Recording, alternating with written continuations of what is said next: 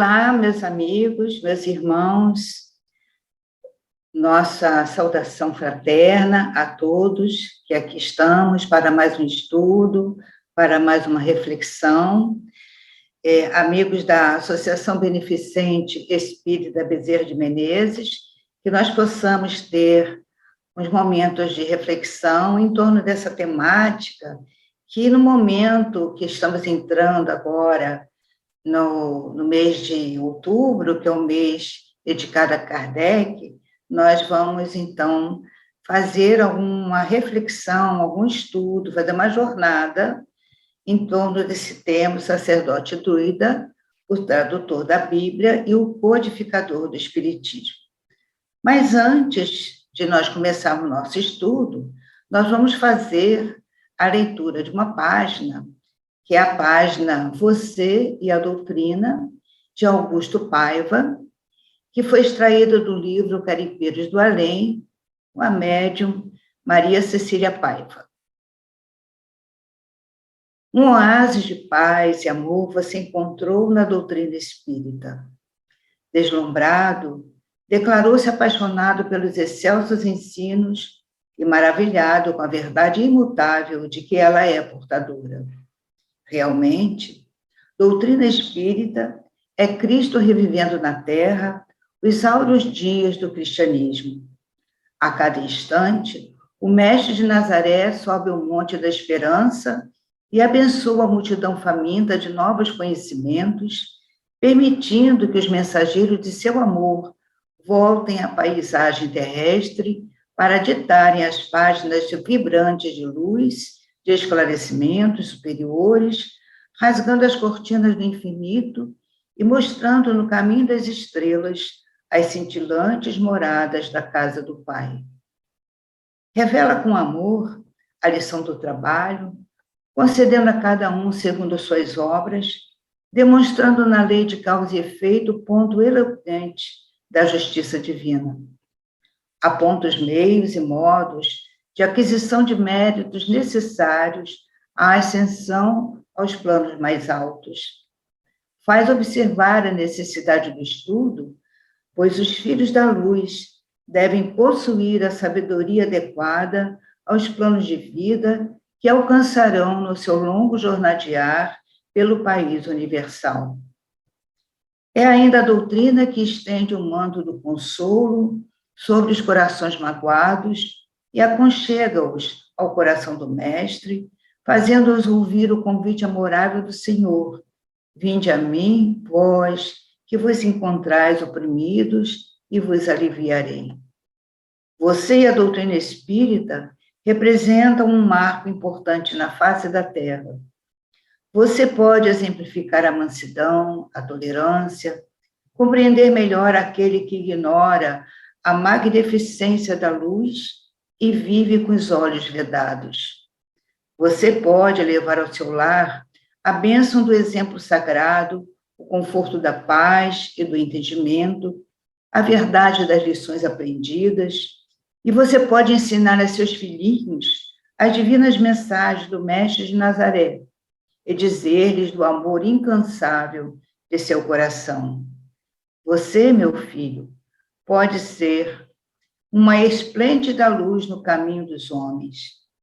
É imprescindível tão somente abrir seu coração aos focos divinos da caridade e expandir claridade em torno de seus passos. Você é filho de Deus Altíssimo, um filho da luz.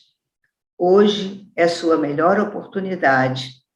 Começar imediatamente seu programa de sublimadas tarefas, o seu melhor plano. Avance, então, unido ao grande Mestre, vivendo a doutrina, praticando-a, expandindo suas formosas lições quanto possível. O Senhor, em sua seara de amor, por certo, encontrará mais um tarefeiro fiel, disciplinado e amigo de seu coração.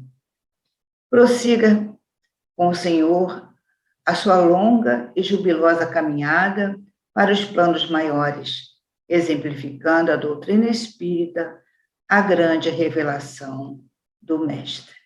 É uma página belíssima de Augusto Paiva, e que nós vamos, então, envolvidos por essas palavras, elevar os nossos pensamentos, convidando a todos para que nós possamos estar vibrando numa sorte de sintonia, de fraternidade, de amor, pedindo a Jesus, o Mestre querido de todos nós, aquele que nos acompanha desde o início de nossas vidas, que ele possa nos orientar, nos fortalecer na nossa caminhada, que ele possa também estar conosco nos melhores momentos, assim também como nos piores momentos que possamos vir a passar ou que estamos passando.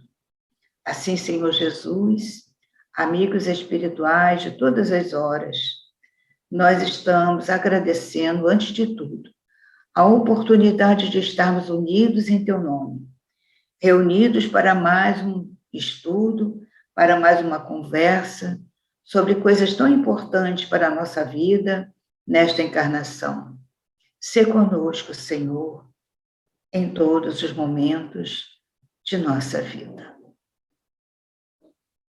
E assim, meus irmãos, nós vamos então iniciar uma jornada para a qual convidamos todos vocês para acompanhar esse espírito inigualável dentro das nossas condições na Terra, que é esse espírito que nos trouxe a doutrina dos espíritos, aquele que foi o intermediário entre Jesus e nós para trazer essa revivência, relembrando as lições do Evangelho de Jesus.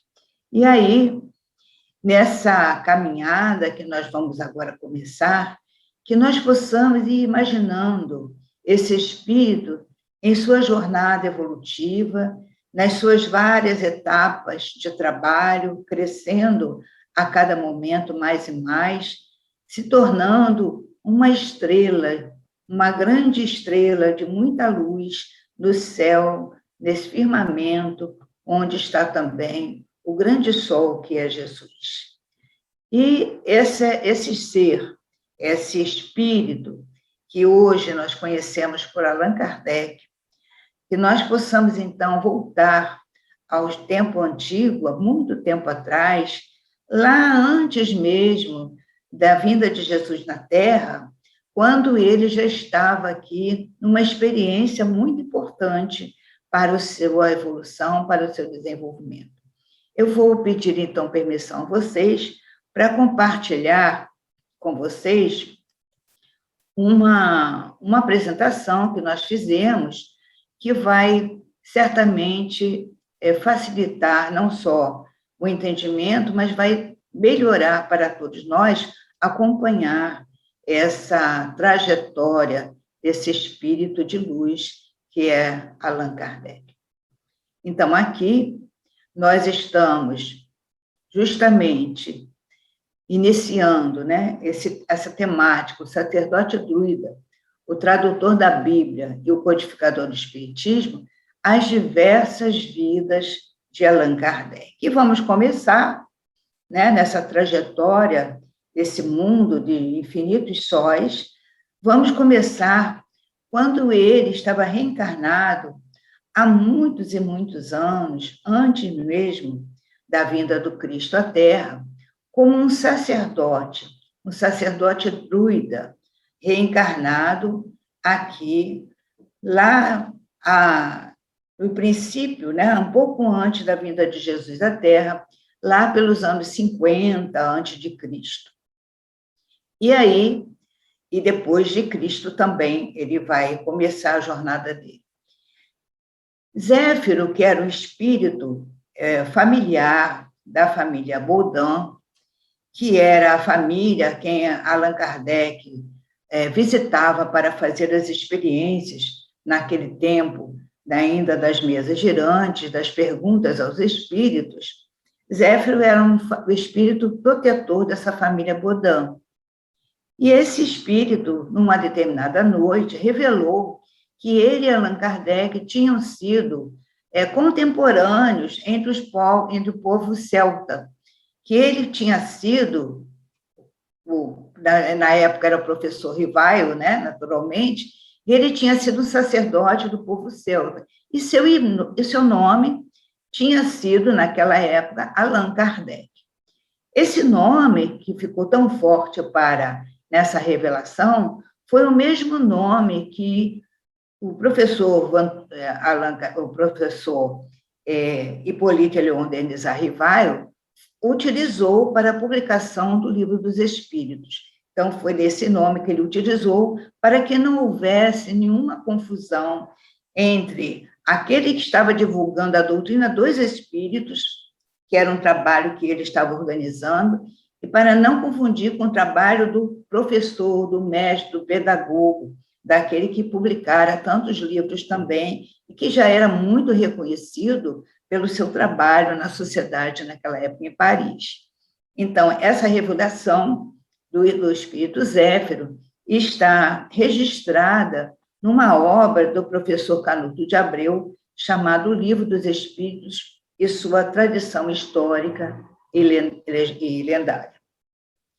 Então, só para entender um pouquinho, quem eram os druidas, né? O que era um druida? O druida era um sacerdote. Ele era o sacerdote do povo celta. O povo celta era uma etnia que habitava várias extensões da antiga Europa, desde a atual França, a Inglaterra, País de Gales, enfim, a atual região que nós hoje conhecemos como que está ali em torno de toda a França, né? E que depois, com as conquistas romanas, o próprio mapa foi se alterando. Então, os celtas era uma etnia que habitava aquela grande extensão da antiga Europa, que se espalhava, né, em várias tribos.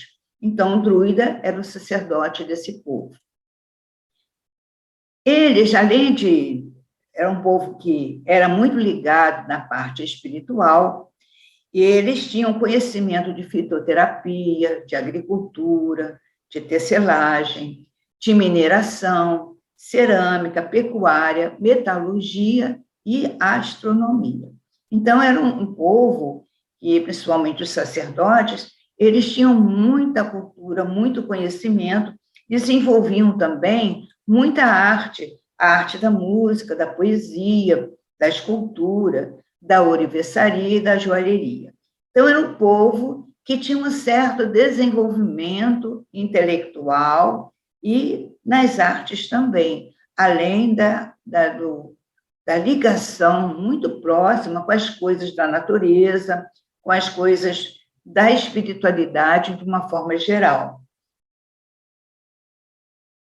Os druidas, os sacerdotes do povo celta, eles não eram só os sacerdotes na parte da religião dos celtas.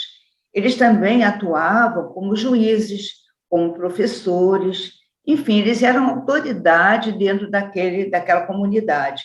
Eles também atuavam como médicos, como conselheiros militares, como guardiões da cultura céltica, porque a cultura dos celtas ela era muito valorizada e era o que definia aquele povo, era a sua cultura. Tanto é que o que unia mesmo esse povo não era nem a obediência a um determinado rei, a uma determinada liderança, não. Era a língua, a arte e a religião.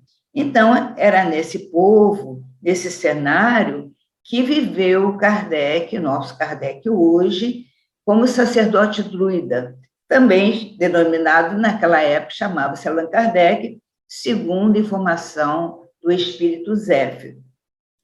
Ora, aqui está um mapa, né, de toda a região da Gália Céltica, e aqui está um mapa da região da França hoje, como está organizado. Então, a gente vai ver aqui que a Gália Céltica ocupa realmente uma grande parte aqui da França, mas que aqui a Bélgica ficou separada, né, dessa parte, a Gália Bélgica se transformou aqui, foi considerado como um país, a Bélgica.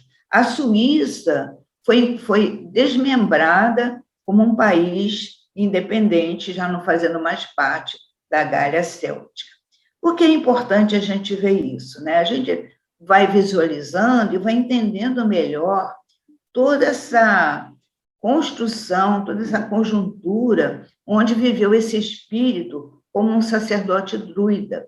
Então, aqui, ele tinha um determinado poder, conhecimento das coisas do céu e das coisas da terra.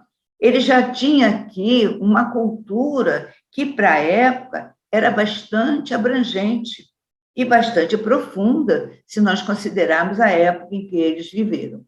Então, ele estava aqui, vivendo nessa Gália, que aqui é a França, e onde que ele vai renascer agora, né, lá no século XIX?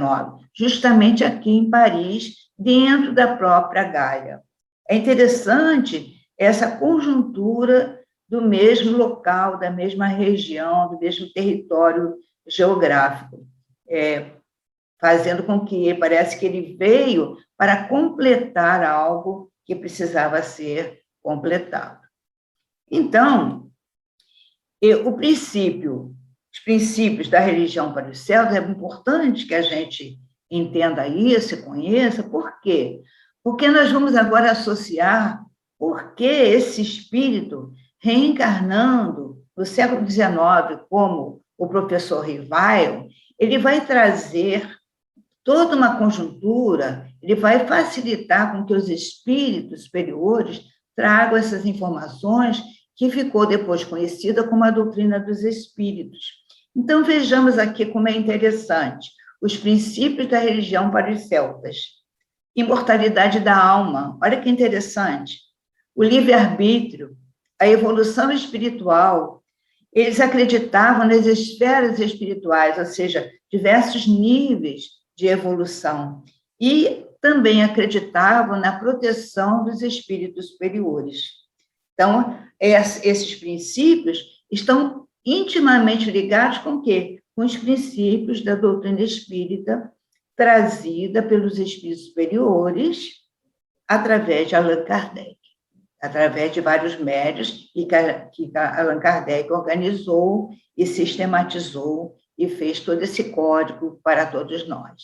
Mas tem mais. Além disso tudo, a reencarnação, eles acreditavam na reencarnação, na lei de causa e efeito, na inexistência de penas eternas. Eles sabiam que haveria sempre algo, além de mais, para dar oportunidade àquele espírito que se foi. Eles também acreditavam nos elementais, ou seja, nos duendes, nas fadas, nos gnomos. Não é isso que está lá na doutrina dos espíritos? Está lá no livro dos espíritos, quando fala da classificação dos espíritos, a escala espírita não vai falar desses espíritos nessa condição? Mas tem uma coisa também que é muito interessante dentro dos princípios da religião dos celtas, onde esse espírito estava como um sacerdote druida, é que eles sabiam que um celta não morria. É como nós sabemos, nós não morremos, pois a morte era apenas um ponto no meio da estrada. Então, essas coincidências, essa mesma forma de entender as questões do espírito, vieram trazendo, através dessa jornada desse espírito, que reencarnou na França como professor Rivail, vão fazer com que ele depois faça todo um corpo de doutrina, agregando os ensinamentos trazidos pelos espíritos superiores.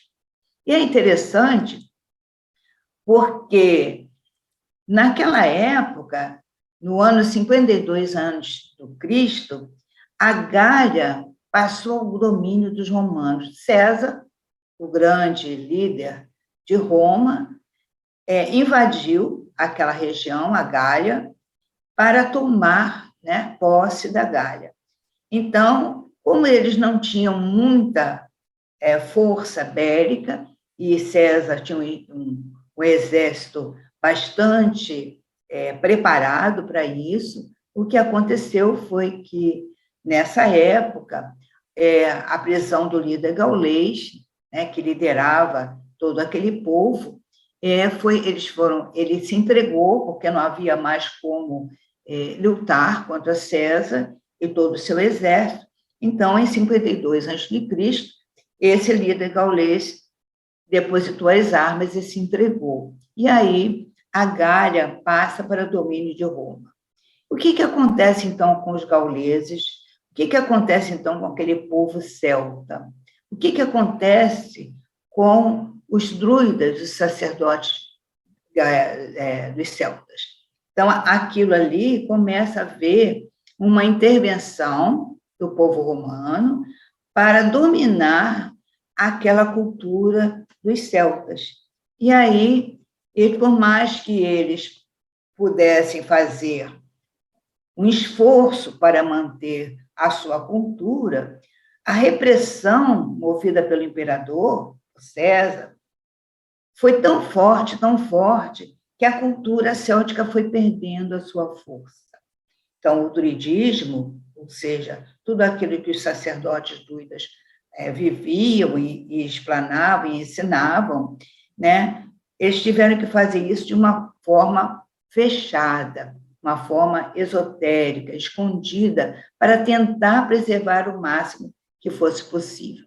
Ao mesmo tempo, chega aí, depois de um certo tempo, chega aí a igreja também, a igreja de Roma. E, nesse momento, quando a igreja chega, também começa a perseguir aquele povo por causa da sua cultura, que eles consideravam que era ligado aos bruxos, à adivinhação, e eles foram muito perseguidos, praticamente dizimados, ficando um pouco só desse povo lá pela região da Irlanda, que ficou por ali, mais ou menos, né, se preservou um pouco da cultura céltica. Mas é interessante a gente perceber o seguinte, como diz, né, um dos biógrafos de Kardec, ele vai dizer, mas a vitória final teria sido de Roma se não existisse a reencarnação. Ora, então morre o corpo, mas o espírito continua. Morre aquele corpo, morre aquela tradição, mas o espírito vivifica com toda aquela cultura, com toda aquela bagagem. Então, aquele druida chamado Allan Kardec vai renascer depois, no século XIX, para dar continuidade ao seu trabalho no campo científico, filosófico e religioso.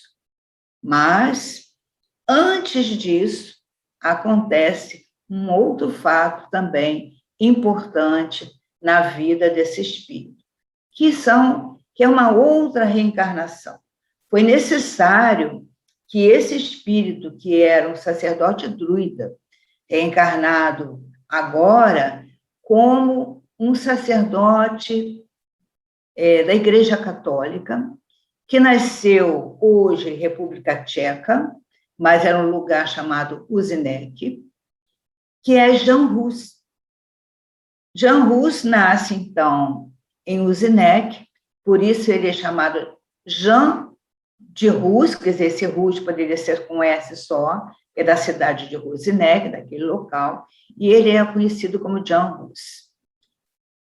Ele nasceu em 1369, né, século XIV, na República Tcheca, e ele vai, então, se desenvolver, não como na época não era tão brilhante assim, mas ele se desenvolveu de tal forma que ele passou a ser célebre como um grande pensador, como um grande sacerdote e reformador tcheco, porque esse homem que tinha vindo de uma reencarnação como um sacerdote druida, junto à natureza, à liberdade, ao livre pensamento, ele não se adequou muito às regras da Igreja Romana, da Igreja Católica. Então, ele começou a se revoltar contra as normas da própria Igreja, associando-se a um outro religioso inglês, que é o John Wycliffe.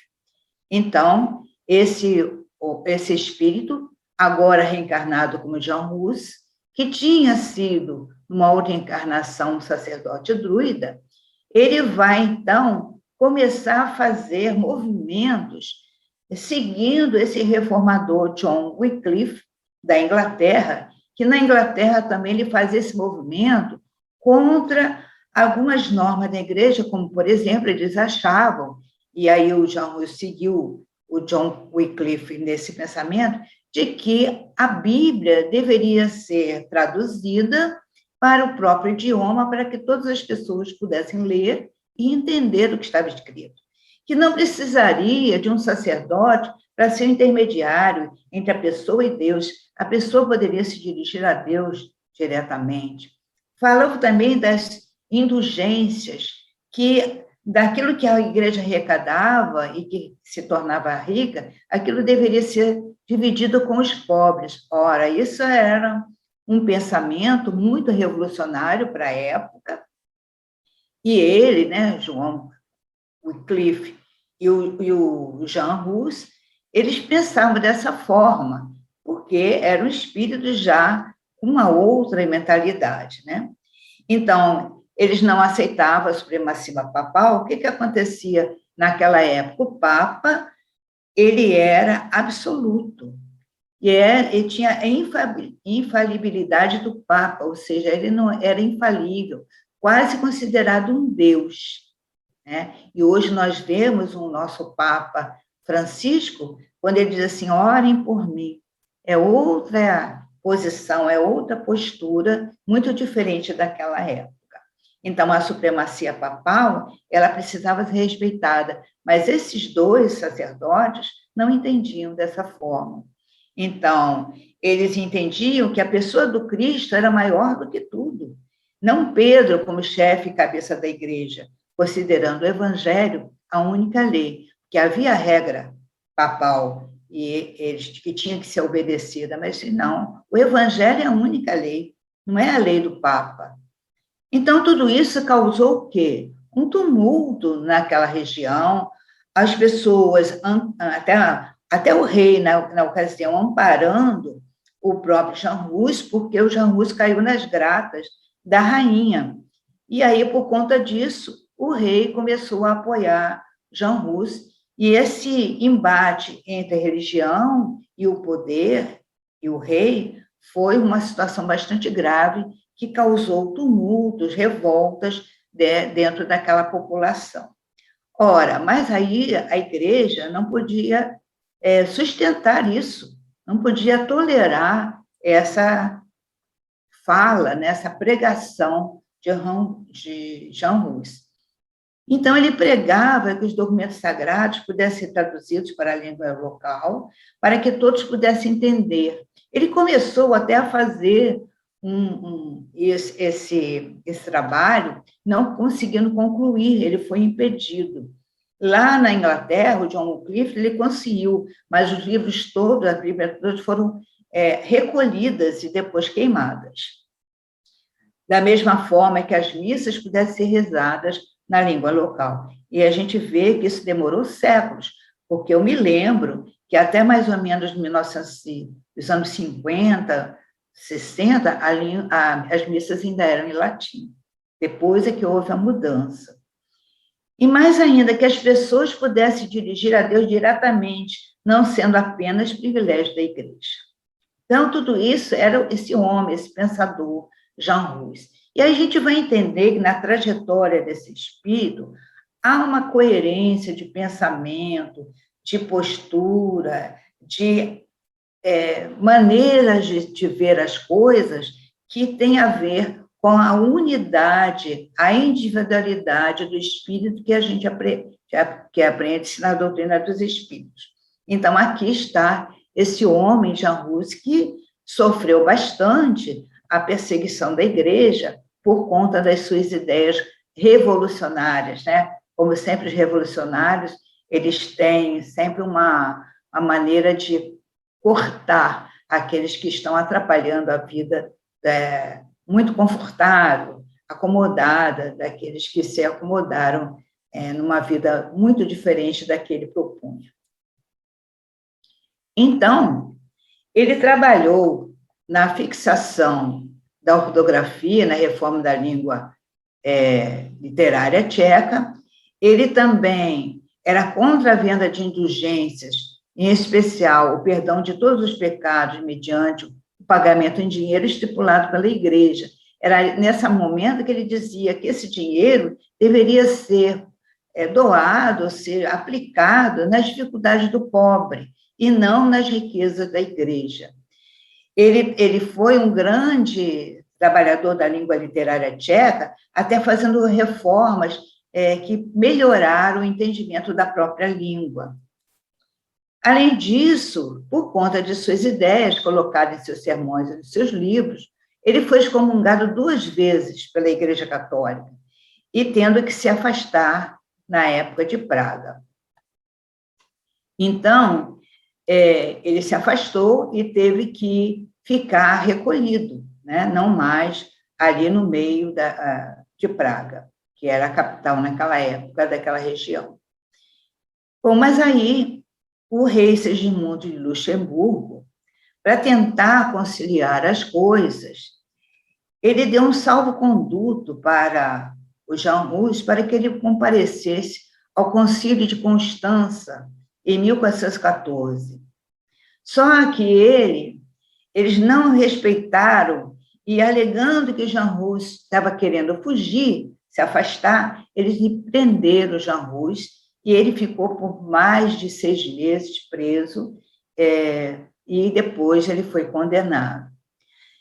É muito interessante a gente lembrar disso, porque nessa prisão que houve, né, que ele não foi respeitado, ele foi condenado, no julgamento dele, nem sempre ele estava presente para se defender, ele não conseguia se defender, porque na hora que ele começava a falar, gritavam muito as palavras sobre as palavras dele, ele não conseguia se fazer entender, ele não conseguia explicar, que a ideia dele, a ideia do rei Segismundo, era justamente para que ele explicasse as suas razões e pudesse voltar a Praga.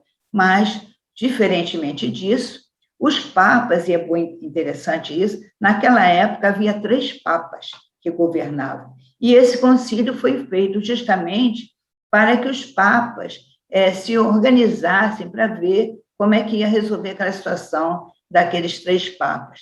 E nessa época que esse concílio se reuniu, eles aproveitaram, então, para prender, para condenar o Jean Rus. Então, no dia 6 de julho de 1415, ele foi queimado vivo nesse lugar, em Constança, que hoje é a Germânia, ou seja, a Alemanha hoje em dia. Contam os biólogos, e Divaldo também se refere a isso, porque Rus quer dizer pato, na língua tcheca. Então, ele vai e diz para aqueles que estavam começando a colocar o fogo em torno dele, ele é amarrado num poste, com tudo aquilo em volta para que pudesse incendiar, e ele vai dizer assim: hoje assais um pato, mas dia virá em que o cisne de luz voará tão alto que vossas labaredas não mais o alcançarão. Isso é uma espécie de profecia, né? Que ele mesmo, né, falando daquela forma, não tinha tanta noção assim. Algo que ele diz: eu sou hoje um pato que está assando, mas um dia esse pato se transformará num cisne de luz. E aí ninguém mais vai poder alcançar. Nesse episódio da fogueira em que ele foi queimado, dizem também os biólogos que ele também dizia: Cristo, Senhor, Cristo vivo, venha e tenha piedade de mim. Então, era um homem temente a Deus, ele era humano, dizem que ele era muito respeitoso e dedicado realmente às causas humanas. Mas e aí? Allan Kardec e Jean Rus reencarnado, como é que a gente pode assegurar isso? Porque há muita especulação em torno das reencarnações de algumas figuras que se destacam, não é mesmo? E a gente precisa analisar isso com certa calma. A do sacerdote druida foi revelada por um espírito, Zéfiro, que era o espírito que era protetor da família Bodin. Isso está registrado por Canuto de Abreu, que foi um grande historiador espírita, que teve o cuidado de fazer o registro desses fatos ligados ao livro dos Espíritos, assim como também essa informação da reencarnação de Jean Rus, que também era Allan Kardec, era o mesmo espírito que havia sido sacerdote druida, reencarnado como Jean Rus, ali na República Tcheca. A informação foi dada pela psicografia de um médico que trabalhou depois até na obra espírita, Hermance Dufour, nas traduções, na revisão do Livro dos Espíritos, em 1857, justamente o ano de lançamento do Livro dos Espíritos. Allan Kardec não deu muita importância para isso e ele não se referia a isso porque achava que não tinha muita importância, ele não queria ser enaltecido, ele fazia tudo para cumprir sua missão como num diálogo com o Espírito de Verdade, confirmando a missão que tinha sido revelada para ele, de que ele seria esse grande divulgador dessa nova doutrina, mas ele ficava muito quieto, trabalhando, mesmo porque ele não tinha muito tempo para isso, ele trabalhava muito incessantemente, com grande sacrifício, por sinal, de sua própria vida pessoal, de sua vida financeira, que não era nada fácil, né? Mas ele trabalhou bastante. Mas nós temos também uma outra confirmação, que foi dada em 2004, lá no Congresso Mundial Espírita, realizado em Paris, em homenagem ao nascimento de Kardec, 200 anos de Kardec, nascimento de Kardec. Na palestra inicial, Divaldo estava à mesa, organizada lá com os dirigentes, e Divaldo recebe uma psicografia, uma mensagem do espírito Leon Denis, uma mensagem que foi escrita em francês, em mensagem especular, ou seja, escrita inversamente, de modo que só poderia ser lida olhando-se num espelho. Essa mensagem de Leon Denis, ele faz uma saudação a Allan Kardec, e ele diz assim: transferido da fogueira de Constance, em 6 de julho de 1415, para os dias gloriosos da intelectualidade de Paris, Kardec dedicou-se ao apostolado da doutrina ensinada e pregada por Jesus.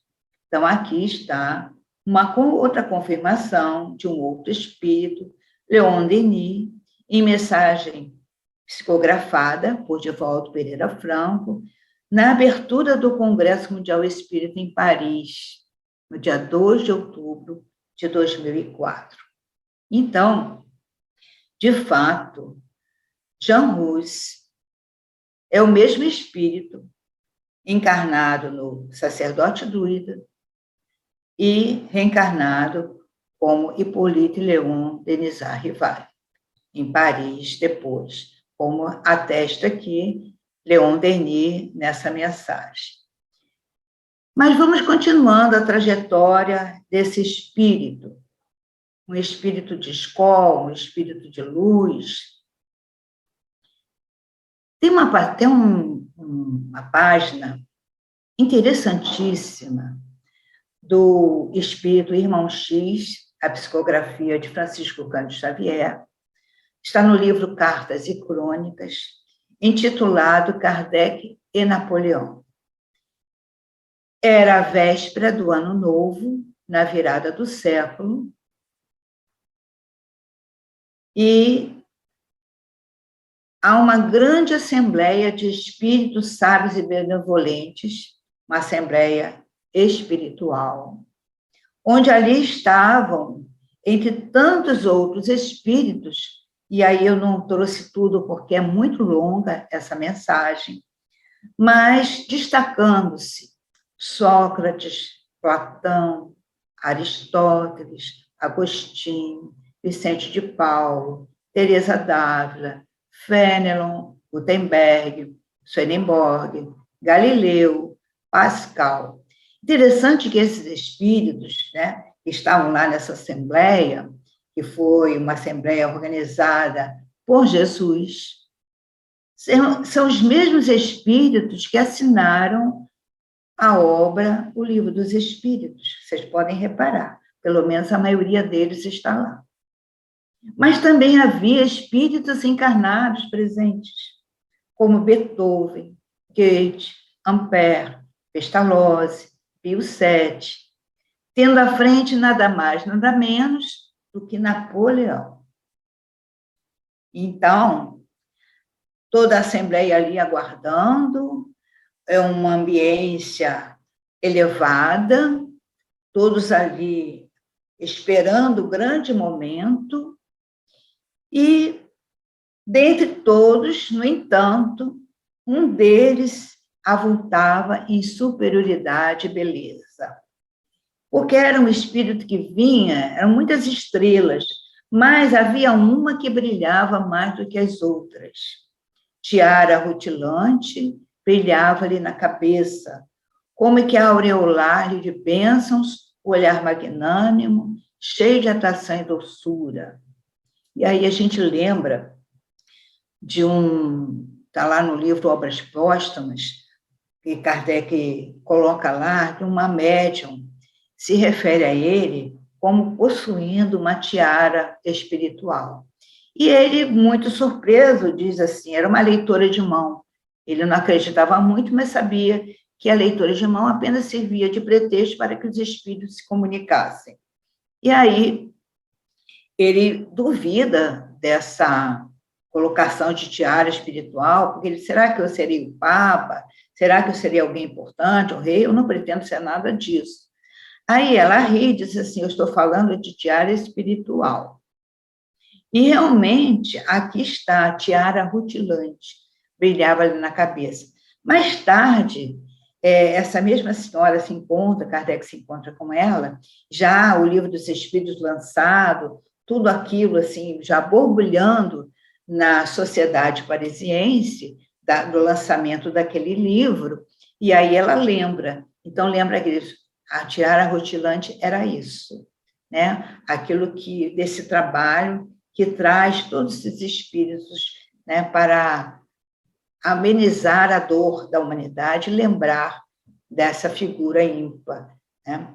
Então, a tiara rutilante brilhava na cabeça como aureolar-lhe de bênçãos, olhar magnânimo, cheio de atração e doçura. Por que estava ali Napoleão e estava ali aquele que seria o Hippolyte Léon Desilets para nós, Kardec? Porque um foi apresentado ao outro, ou seja, uma voz apresentou irmão e amigo, dirigindo-se a Napoleão. Ouve a verdade que te fala em meu espírito. Este, à frente do apóstolo da fé, que sob a égide do Cristo descerrará para a terra atormentada um novo ciclo de conhecimento. Então, ali era Jesus apresentando a Napoleão o espírito que se reencarnaria como Hippolyte Léon Denis Arrival na França, primeiro em Lyon, depois ele transferiu-se para Paris. Por quê? Para que Napoleão desse apoio, para que Napoleão facilitasse o canto que fosse os caminhos, né, o caminhar daquele espírito, daquela proposta, daquele trabalho, daquele projeto. Mas o que aconteceu? Napoleão esqueceu tudo aquilo e acabou ele mesmo, né, se coroando imperador da França. Perdeu uma oportunidade. Mas Kardec prosseguiu, né? Ele não se deteu por causa disso. Então, no mesmo ano em que Napoleão Bonaparte foi consagrado imperador dos franceses, nascia Hippolyte Léon Denis Rivail, no dia 3 de outubro de 1804. Educador, escritor, tradutor francês, dominava diversas línguas, alemão, inglês, holandês, italiano, espanhol, e é interessante, e eu não falei, mas o Jean Rousse também dominava algumas línguas e fazia tradução de outras línguas, de outros livros para o tcheco. E os livros dele foram queimados. E outra coisa interessante também, para a gente lembrar, os livros de Jean Rousse foi queimado enquanto ele estava vivo, e os livros da doutrina espírita também foi queimado no Alto de Barcelona, no dia 9 de outubro. Então, esses dois fatos, né, que eles viveram, o mesmo espírito vivendo essa mesma situação. Então, foi na escola de Yverdon, no Instituto Pestalozzi, que Kardec foi se desenvolver e se formou como pedagogo em 1824. E ele vai dizer que o tempo que passei em Yverdon foi decisivo em minha vida. Foi lá que ele aprendeu, ele que vinha de uma família católica, conviveu com aqueles que eram protestantes, ou daquela época, né? Então, ele começou a abrir, né, todo um pensamento, como Jean Rousse tinha já essa ideia, ele também tinha essa ideia, né, da liberdade de pensamento, de tudo aquilo que precisava a humanidade viver para viver o Evangelho em toda a sua plenitude. Foi nessa escola, Henri Sauce é um dos biógrafos de Kardec, que ele diz assim, foi nessa escola que se desenvolveram as ideias que mais tarde deviam fazer dele um observador atento e meticuloso, um pensador prudente e profundo. Isso facilitou nas pesquisas que ele precisou fazer para chegar à conclusão de que a comunicação que vinha eram dos homens que viveram na Terra. Então, durante toda essa preparação na Suíça, ele foi desenvolvendo, dentro da sua carreira mesmo, que ele já era um instrutor, né, daqueles que, dos seus próprios colegas, né, aqueles que não podiam pagar, muitas vezes ele facilitava o estudo para muitos, então ele exercitou a paciência, a abnegação, o próprio trabalho, a observação, a força de vontade e o amor às boas causas, a fim de melhor poder desempenhar a gloriosa missão que lhe estava reservada. Na proposta de Pestalozzi, ele sempre tinha uma trilogia, que era mente, né, coração e mãos. Então, os alunos trabalhavam muito, exercitavam muito, até nas questões manuais, né, do trabalho manual. E aí a gente vai ver que surge, finalmente, né, essa trajetória desse espírito, o codificador do espiritismo. Ele, como professor Rivail, ele era também um magnetizador, conhecia o senhor Fortin, o senhor Baudin, e com eles trocavam as suas ideias. Então, ouviu-se falar das mesas girantes, e ele não acreditava, não é? Só acreditarei se me provarem que uma mesa tem cérebro para pensar e nervos para sentir. É uma frase dele, né, ao senhor Fortin. Mas o Fortin acaba convencendo a levá-lo para uma daquelas reuniões, e ele começa a ficar curioso, percebendo que ali por trás havia algo de inteligente. Então, na pesquisa que ele fez, de tantas perguntas aos espíritos, e já dessa vez as perguntas sérias, direcionando para um caminho, o caminho da ciência, que ele era um cientista, então ele começa a organizar tudo isso com a ajuda dos espíritos superiores, do espírito verdade, que era o seu guia protetor, né? Então aí lança, em 18 de abril de 1857, o Livro dos Espíritos, assinando não mais como Hippolyte Léon Denis Rivail, mas com o pseudônimo Allan Kardec, que tinha sido quando ele era um sacerdote druida. Então, é esse homem, né, esse espírito, né, vamos dizer assim, nessa jornada, que traz toda essa bagagem para todos nós e que muitas vezes nós não consideramos tanto quanto deveria, não lhe damos valor tanto quanto ele deve ser reconhecido. Esse trabalho que ele faz, ele continua, né, que ele depois vai dizer que foi a obra da minha vida, ele se dedicou, ele esqueceu-se de si mesmo, e os espíritos avisaram mesmo que não seria fácil, que ele teria muitos obstáculos, que ele seria perseguido, e como ele foi, né? Que ele foi traído pelos próprios familiares, levaram o dinheiro dele, enfim, muitos obstáculos, mas ele nunca se deixou vencer. E tinha ao lado dele uma mulher fabulosa, Amélie Boudet, sua esposa, que estava sempre estimulando, incentivando, ajudando a essa obra. Ela foi também uma coautora de todo esse processo. Então, a partir do Livro dos Espíritos, lançado em 1857, vai surgir depois o Livro dos Médiuns. Depois, em 61 e 64, o Evangelho segundo o Espiritismo. É interessante o lançamento dessa obra, que é lançado primeiro a imitação do Evangelho, depois ele muda para o Evangelho segundo o Espiritismo, que ele se recolhe para uma cidade, né, distante, para poder se concentrar para esse trabalho. Logo no ano seguinte, é lançado o livro O Céu e o Inferno, com aquelas entrevistas que são feitas na Sociedade Parisiense de Estudos Espíritos.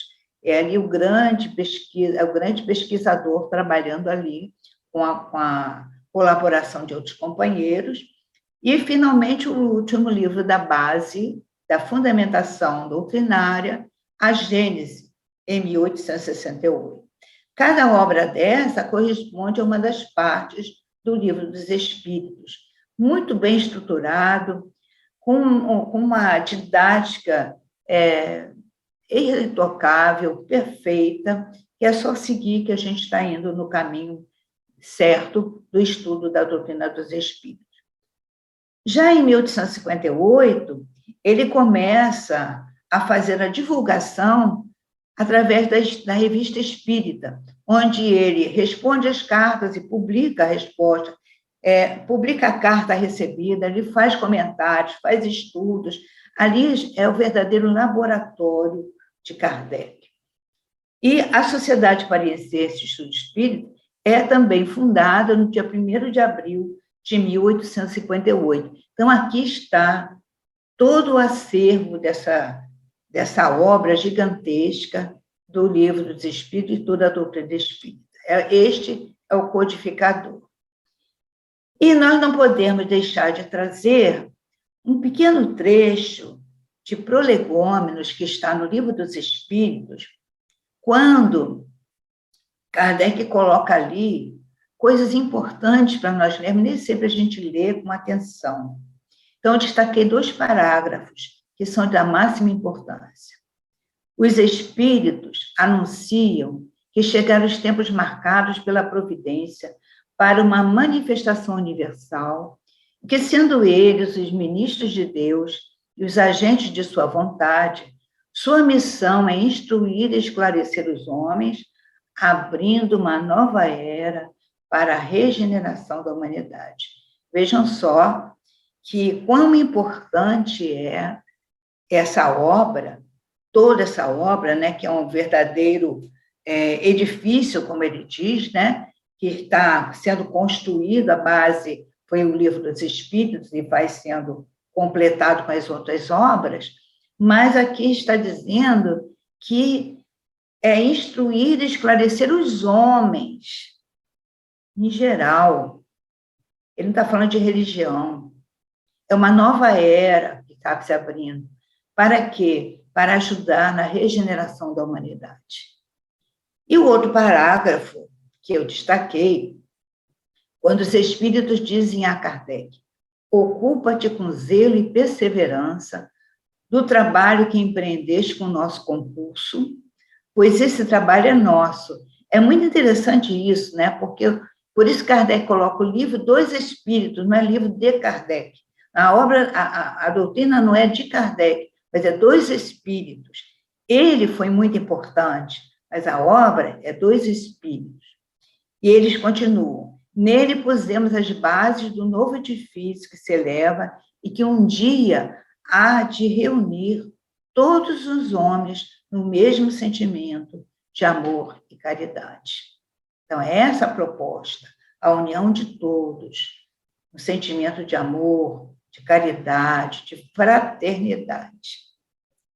E trazendo aquela mesma mensagem de Leon Denis, lá em outubro de 2004, quando houve o Congresso Mundial Espírita em Paris, o título da mensagem é Reconhecimento a Allan Kardec.